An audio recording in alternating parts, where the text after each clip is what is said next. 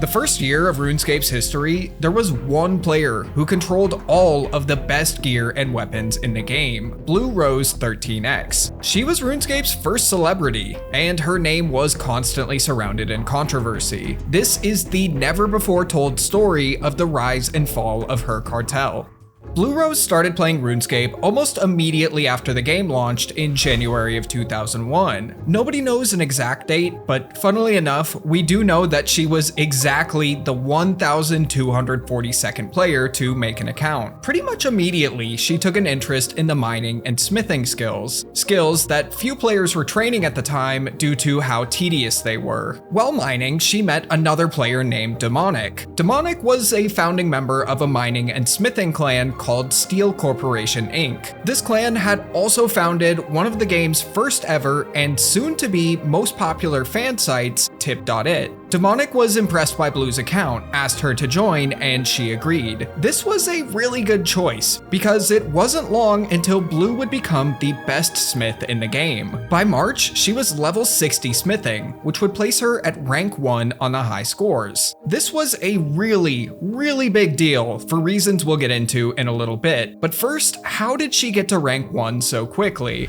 The early levels were likely done by herself, just mining the ores she needed, smelting them at a furnace, and smithing them at an anvil. Later, she was partially funded by Steel Corp. Demonic would mine ores and run them over to her at a furnace for free, so she didn't have to spend any time mining. But why would he do that? Demonic was just a few smithing levels behind Blue, so why not keep the ores to himself and raise his own level? Well, Blue's rank of Demonic's babe on the tip.it forums might explain things. Pretty soon after they met, they started dating. They even met in person once, but didn't know what to talk about, so they just quietly played RuneScape together instead. Blue's smithing level, 60. Her and Demonic's chemistry level, solid 12. When Demonic was busy, Bluerose also had another unnamed player who would mine for her, although this player would quit the game soon after. It's also likely she used the profit she made from selling her smith goods and bought some of the ore she needed from random players. Regardless of how she got the ore, she would soon become the most important person in RuneScape because of her high level. Smithing was the key to success and wealth in the game at the time. But why? Well, the biggest reason smithing was so important is that, unlike today, most of the gear in the game couldn't be purchased in shops or dropped by monsters. You had to make it yourself or buy it from other players who could. The game also revolved around player versus player combat. When you signed up for a RuneScape account, you had the option of being a PKer or a non-PKer. PKers would have player versus player combat enabled everywhere at all times except for Lumbridge. Non-PKers were safe everywhere, but were missing out on the most exciting content the game had to offer at the time. You could switch between being a PKer and non-PKer twice, and then your final choice would become permanent. At the time, banks could also only hold coins, so death was a really big setback. If you died, you'd lose every item you owned aside from your 3 most valuable. PKers with the strongest gear would have a huge advantage over others and have the best chance at defending their items. Imagine not being able to use a bank these days with how many important items exist now.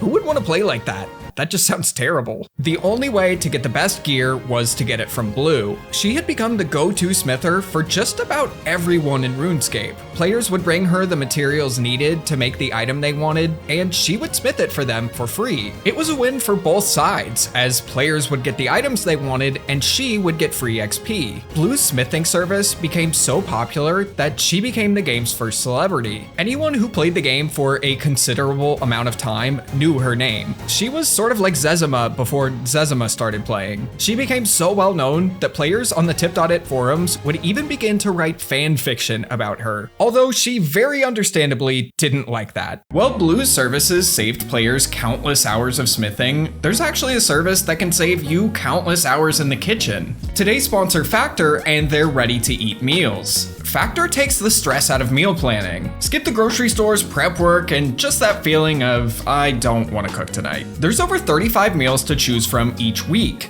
including options like keto, calorie smart, vegan and veggie, and more. They're ready to heat and eat in just 2 minutes, meaning you save more time. Factor now offers loads of snack options too, like breakfast, smoothies, juices, and small bites. When life gets hectic, Factor is also flexible. Change your order up with plans from 4 to 18 meals every week, or reschedule or pause your deliveries at any time. Get 50% off your first Factor box and 20% off your first month of orders using my link. Click the link in the description or scan the QR code with your phone. Malicious players would also begin signing up with usernames that looked like hers, stand near her in-game, and try to steal resources from players who weren't paying close enough attention when trying to use Blue's services. The game's only volunteer moderator at the time, Rab, says that half of his job was handling Bluerose impersonators. Before he was given the power to ban players, he would teleport them to the moderator room on top of Al-Kharid's palace, an area that he could interrogate them in and they couldn't teleport out of. A big reason that Rab would step down from being a moderator later in 2001 was because of how much of a hassle it was banning all of these impersonators himself. The game had more fake roses than a dollar store the day before Mother's Day. In May of 2001, Jagex would do a big and much needed rework to the smithing skill. So you know how today you need 99 smithing to make a rune plate body, and people think that's a little steep of a requirement? Well, prior to this rework, you needed 99 smithing to make a steel plate body. The levels needed to make things were just all over the place. You only needed 55 smithing to make a mithril dagger, but a steel kite shield needed 84. It was really weird. So on May 8th, Jagex would rework everything's level requirements to the same ones we have today. This would inadvertently be doing Bluerose a big favor. Tons of items had their smithing level requirements lowered, so she would unlock the ability to make gear that she previously couldn't. As Blue smithed more and more powerful items and the game's player base grew, her popularity would grow with it. She would gain a lot of fans who would mine ore for her for free every so often to help her increase her smithing level. Although some weren't doing it just out of kindness, as you'll see in a moment. When she unlocked the ability to smith adamant square shields, she was absolutely hounded by players who wanted one as soon as possible. She was receiving constant messages about them and struggled to keep up with the demand. She posted on the Tip.it forums that for a while, playing was hellish due to the sheer volume of people. Some of her fans who had given her free items in the past would also now try to call in favors to skip the line and get new items first. Here's a rant Blue posted to the forums about a player who had helped her out in the past. This player got mad when Blue wouldn't promise him what would soon be the game's first ever adamant hatchet. She didn't name who the player was specifically, but this player would out themselves by commenting, "That's being a bit bitchy, ain't it?" This player, who went by the name Sausage Dog, would make a new thread the next day called Apologies. I can't spell.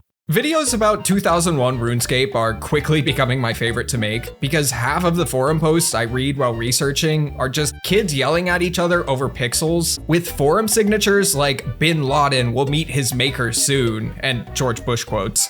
In late June of 2001, Blue would reach 81 smithing. If she drank a dwarven stout, which would temporarily raise her smithing level by 1, she could now make adamant kite shields. But when players began asking her to make them, she told them all no. For the first time ever, she would be smithing this item for Demonic and her friends only. But why? Well, she probably didn't want to repeat the hellish mess of making adamant square shields for free. But it's actually a bit more complicated than that. Prior to Blue reaching the level for adamant kite shields, someone had discovered a duplication glitch that allowed them to flood the market with adamant square shields and other items that only Blue could make. This really annoyed her, so she vowed to only give these new shields to her friends that she knew she could trust. That way, if another duplication glitch occurred, they wouldn't flood the market. She even kept track of the exact count of adamant kite shields and who she gave them to. If you ask me, this was just an excuse and she really just didn't want to have to spend weeks making shields for thousands of screaming middle schoolers. This was the true start of her monopoly. What was then the best shield in the game could be made by her and her alone, and only the most privileged and connected players in the game could get one. Pressing the like button on this video, however, is free for anyone. This exclusivity only made people want these shields even more. She'd get tons of messages from players offering her just about anything to get one. one. So the same day that she said she would only be selling these new shields to her friends, she would make another post auctioning off just one. The initial bid was for 700 of any type of rune, as long as they weren't the basic elemental ones that could be bought from shops. This might not sound like much, but this is an extremely high ask. Obtaining non-elemental runes in Classic was incredibly tough. I actually have an entire video devoted to Classic's rune shortage. If you want to watch that one, I will link it again at the end of the video. The bidding on Blue's auction thread got up to 1,500 runes before the backup copy of the thread I have ends, but it likely sold for much higher. The reason I think so is because a little over 2 weeks later, another shield would get auctioned off, where bids climbed to 900,000 GP before, again, the backup cuts off. This might not sound that crazy, but you have to remember that 1, this is an adamant kite shield, an item that sells for about 6,000 gold today, and 2, 900,000 gold was much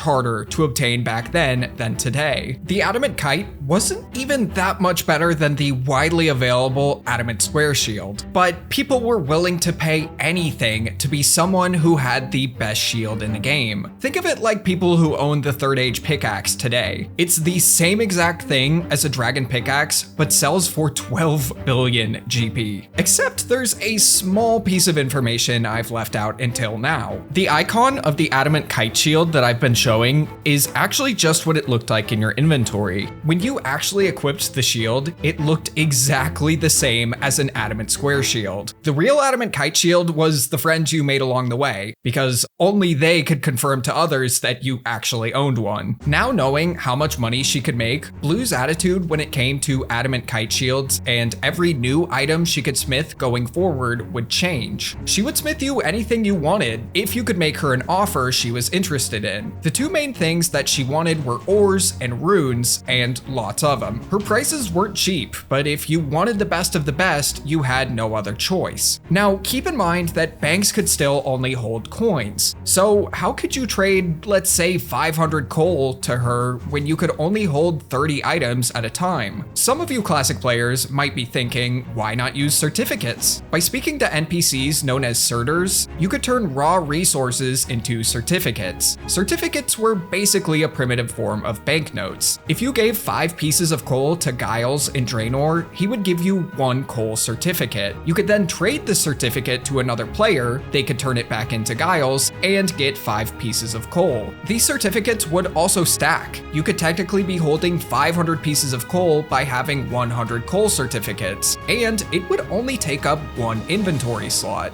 Problem solved! Except certificates didn't exist until December of 2001. So the only way to trade 500 pieces of coal would be to trade some to Blue, mine some more, trade that over, mine some more, and so on. This just wouldn't work. It was too time consuming. So Blue had to get creative. She wanted all of the items traded over to her in the form of mules. Mules were accounts made with the sole purpose of holding items. If you wanted to trade 500 coal, you'd sign up for 17 RuneScape accounts. You'd mine the coal on your main account and trade it all over to each mule account until the inventories were all full of coal. Then you would send the login details of each account to Blue. She'd log in and trade the coal to her main account as she needed it, and she would give you whatever item you purchased. That may sound absolutely nuts and overcomplicated, but it was legitimately the best way of trading bulk amounts of items at the time. Also, luckily membership didn't exist yet, so you weren't spending your whole allowance on this process. Around this time,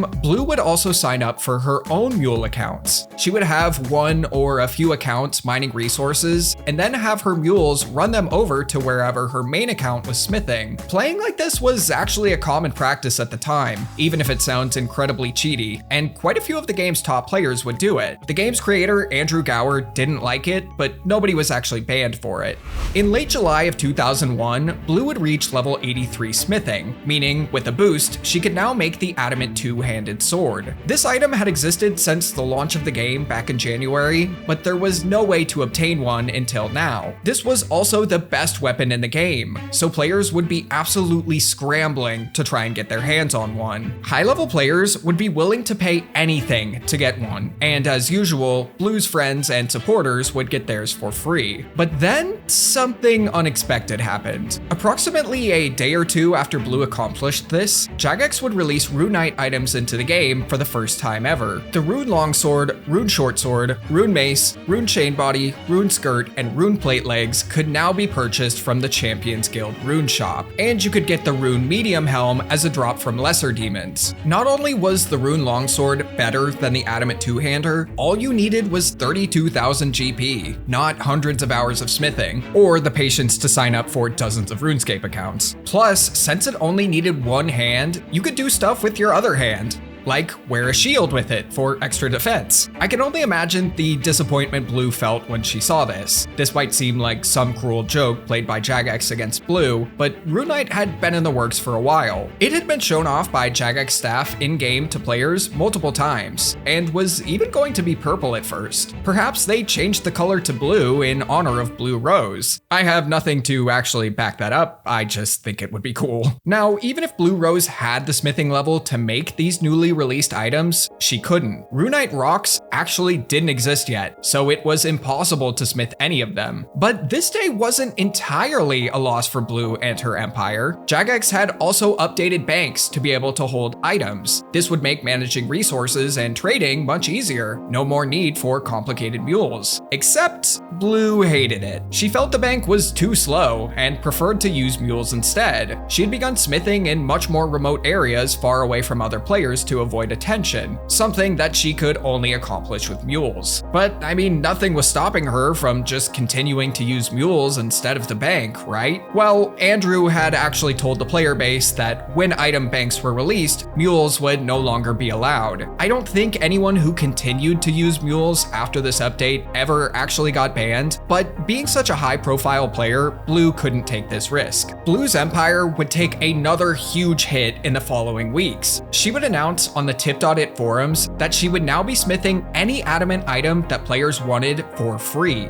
All they would have to do is bring her the adamant bars, or the ore plus the runes needed to cast Superheat item, a spell that turns ores into bars without the need for a furnace. Her reason for this change is because some community members had grown tired of Blue's monopoly and wanted to do something about it. They had decided to begin funding a few smithers who were close to her level, in exchange for getting free adamant gear when they could make it. If Blue didn't begin offering free adamant, it's possible these smithers would soon pass her in level, and they had, in her words, a whole army of players mining for them. Blue could no longer make the best gear in the game, and had lost her main way of making money. Regardless, she continued smithing as she didn't want to lose her rank 1 spot. On August 13th, 2001, Jagex would release the Wilderness, a huge stretch of land on the northern part of the map where PKing was enabled everywhere. They would remove the PKer and non-PKer system and make everywhere a safe zone aside from the Wilderness. The Wilderness was a very important update for Blue, because inside it were the first ever Runite rocks. A large variety of new rune weapons and armor that had never been released before would now be smithable too. At the time, Blue was 84 smithing, so with a Dwarven Stout, she'd be able to boost to 85, the exact level needed to smelt Runite ore into Runite bars. However, she was far from the mining level needed to mine Runite, 85, but she planned ahead for this and had made friends with most of the highest level miners in the game, who, when the Wilderness released, were just days away from hitting 85 mining. Some would give her the ores for free, others would give her some in exchange for a smithed item, and she would also use her now massive bank to buy some. The finished products would sell for way more than the cost of the ore, except for rune full helms, because along with the Wilderness, Jagex also quietly introduced greater demons, which could drop them. She was now making money again thanks to Rune, but as her levels continued to rise, so did the amount of controversy surrounding her monopoly. Bluerose's reputation was, and had been, in a really weird spot for a while. I dug through hundreds of forum posts while researching for this video, and on multiple occasions, she was called both the nicest person in this game, while others called her the worst. Everyone had their own reasons for believing which was true, but it mainly seems to boil down to if she would give them the item item they wanted. A clan named the Holy Order even hated her so much that they would place a 1 million GP bounty on her head. Anyone who killed her in the wilderness and could prove it would receive the prize. Unfortunately, whether they paid up or not has been lost to time. On September 22nd, 2001, Blue would reach 92 smithing, meaning with a boost, she could now make the Rune Square Shield, the new best shield available. Knowing how crazy players went for adamant kite shields, they'd lose their minds for the first Rune Shield in the game. Blue could make absolute bank off of these, but much like with adamant kites, she once again said she wouldn't be making any except for some for Demonic and her friends. In a forum post, she explains why. To be honest, I've seen enough of the two-faced nasty side of too many RuneScape players through free smithing to even consider making them widely available. It's plain as day, 85% of people are just polite to my face to get what they want to make a profit. She was no longer worried about other smiths catching up. By making adamant items for the general public for free, she had crushed their plans and severely stunted their leveling. Plus, she could still make money without making rune squares, as other rune items were still in demand. Although, much like with adamant kite shields, she would quickly change her mind. She would post 2 days later, "I may as well trade the odd rune square. I'm damned if I do and damned if I don't, so I'll just do what I damn well feel like." She was right. If she kept the shields exclusive, players would complain that they couldn't have one. But if she sold the shields to the public, they would just complain that her prices were too high. One day after Blue unlocked Rune Square shields, her haters would get a big reason to celebrate. On September 23rd, 2001, Jagex would release the Dragon Slayer quest, and along with it, a new shop where you could purchase the Rune Plate Mail body. This would be a big blow to her potential profits. If this item had never been released in this shop and players had to wait for Blue to get 99 smithing to make them, I'm almost certain she would have earned hundreds of millions of GP selling them. Instead, anyone could buy one for just 65,000 coins. Fun fact, the reason that the price of 65,000 was chosen was because the max cash stack at the time was just 65,535 coins. If you picked up any more than that, it would actually start a second stack of coins in your inventory. On September 28th, 2001, Blue would achieve 99 magic. She had been using all of the runes she was given in exchange for her smithing services to level the skill. Not only was she the second person ever to get a 99, it was in one of the most expensive skills in the game. It was a great day for Blue, even if she didn't see the level up message in chat due to how many people were surrounding her asking for a Rune Square shield. Now, with magic out of the way, she set her sights on crafting, and future items she sold would often need to be paid for in crafting materials. Throughout the course of October and November, she would slowly continue to gain levels, unlocking more and more powerful weapons and armor. Thankfully for her, Jagex wouldn't release any new rune items in shops or from monsters during this time. By the end of November, she had managed to reach level 98 smithing, meaning with a boost, she could now smith every item in the game. Most notably, the powerful Rune two-handed sword, the new best weapon in the game. Players report that the first few swords sold anywhere from 1 to 3 million GP each. But seeing as how much the adamant kite shield sold for earlier in this video, I wouldn't be surprised if they sold for even higher. Much like adamant square shields and adamant kite shields, the Rune longsword and Rune two-hander looked exactly the same. So if you wanted to lie to people that you were rich, you just wear a Rune longsword without a shield. I know some of you watching did this. It's okay though, I know I would have done it too. Although, unlike the shields from before, the two-hander was an incredibly strong upgrade over the longsword, so its high pricing made a lot more sense.